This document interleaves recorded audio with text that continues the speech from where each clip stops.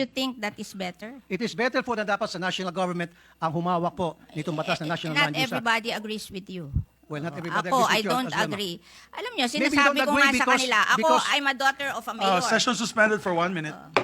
Kung yan po yung inyong premise, bakit hindi lang po natin tulungan itong mga maliit na farmers, bigyan na lang po sila ng puhunan para magkaroon po sila ng maging mechanized na po yung kanilang farming Binibigyan style. po. Well, Oo, then instead na bibilin binibigyan po yung po. kanilang mga lupa, pabayaan na lang po natin sila na isaka yung kanilang lupain at Meron tutulungan na lang po. po sila na, Meron po. na para Meron hindi na po po. ma-convert yung kanila pong mga farm into subdivision, into commercial area and what have you.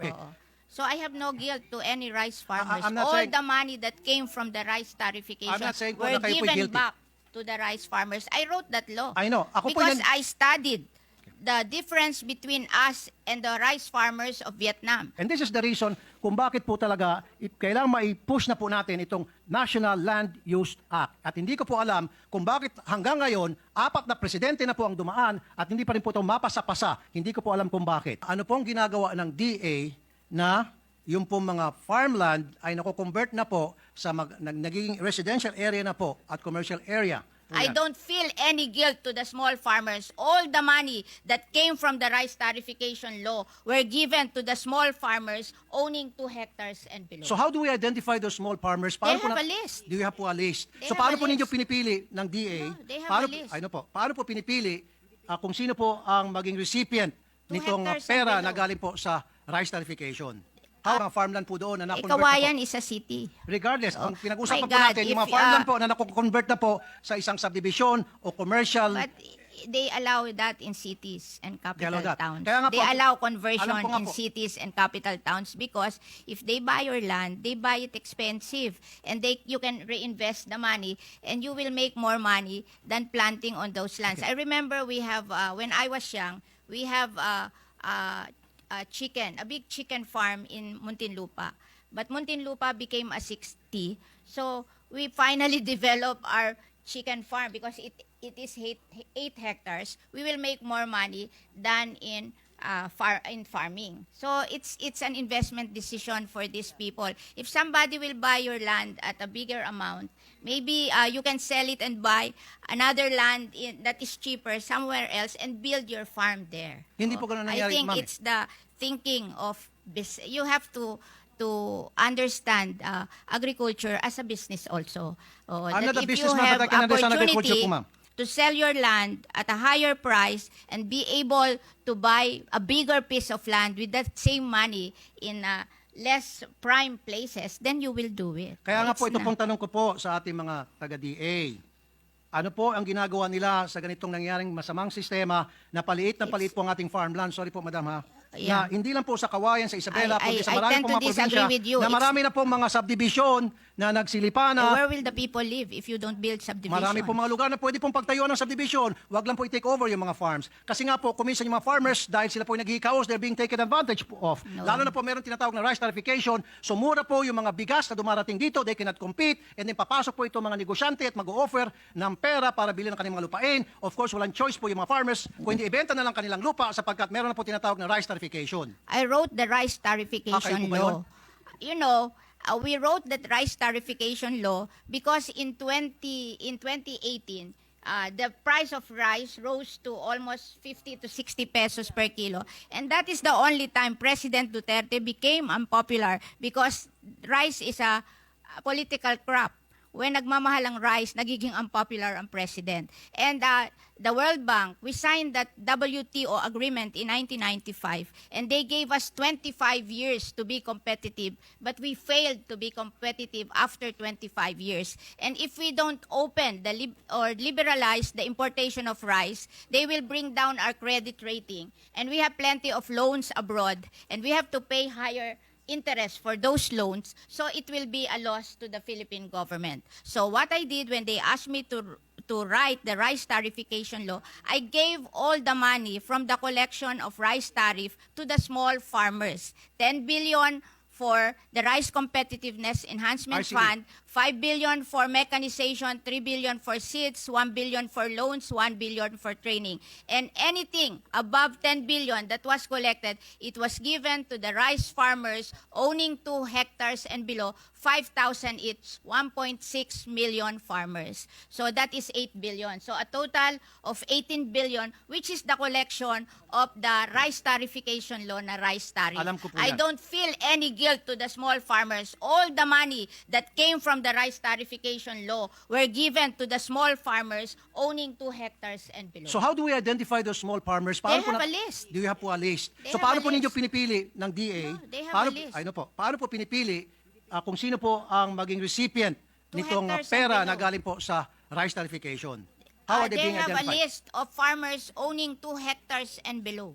So Oh, meron po magpapalista ka sa kanila. They have RSBSA. Okay. Oo. So I have no guilt to any rice farmers. I'm not All saying- the money that came from the rice tarification I'm not saying po were na kayo po'y given guilty. back to the rice farmers. I wrote that law. I know. Ako po because yan- I studied the difference between us and the rice farmers of Vietnam. The rice farmers of Vietnam, they produce their palay at 6 pesos per kilo. We in the Philippines, we produce our palay at 12 pesos per kilo. The 6 pesos difference, I look at it. And 350 is labor. That means we're not mechanized. And 250 is the productivity of the seed. So there's something wrong with our seed. So when I wrote that Rice Competitiveness Enhancement Fund, I gave 5 billion to mechanization and 3 billion to seed distribution and also to train them to do the same seeds with their own farm. I am teaching them to learn how to do inbred seedlings. Okay. You finished po, ma'am? Yes, yes. Okay. Let's go back po doon sa food security. Alam ko po Hindi ako nag-isip. na meron pong tinatawag na Rice Comprehensive Enhancement Fund. Rice Competitiveness Competitive, Enhancement okay. Fund. Enhancement Fund. Nasabi niyo po sa akin, so dapat may 2 hectares yung farmer para sila po ay mag-qualify dyan. Okay na po tayo dyan. However, hindi pa rin po talaga tunay na nasasagot yung pong katanungan ko po na ano pong ginagawa ng DA na yung pong mga farmland ay nako-convert na po sa nagiging residential area na po at commercial area. We need the residential area and the commercial area to improve the quality of lives of our people. Ang alam nyo, it's not the amount of farmlands. It's the efficiency of using these farmlands. Alam nyo, pag maganda ang seeds mo at mechanized ka, even with smaller area of farmlands, you can do better Kaya nga and po, ma'am, earn eh. more. Kaya- Kaya nga we're teaching the farmers to do mechanization and to plant better seedlings and to teach them that they have to operate their farm as a small business so they will make more money.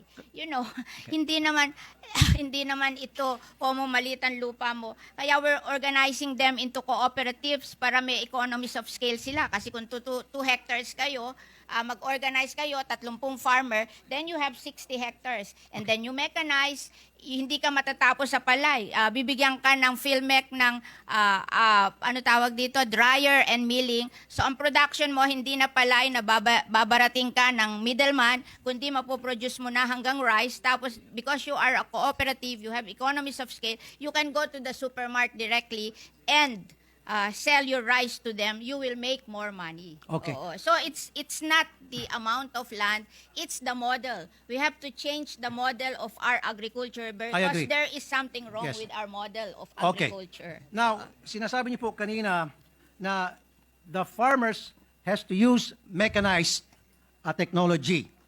Kaya nga po, it is not how small the farm is at kailangan po magkaroon ng improvement sa isang lugar, kaya kailangan po magkaroon ng mga subdivision.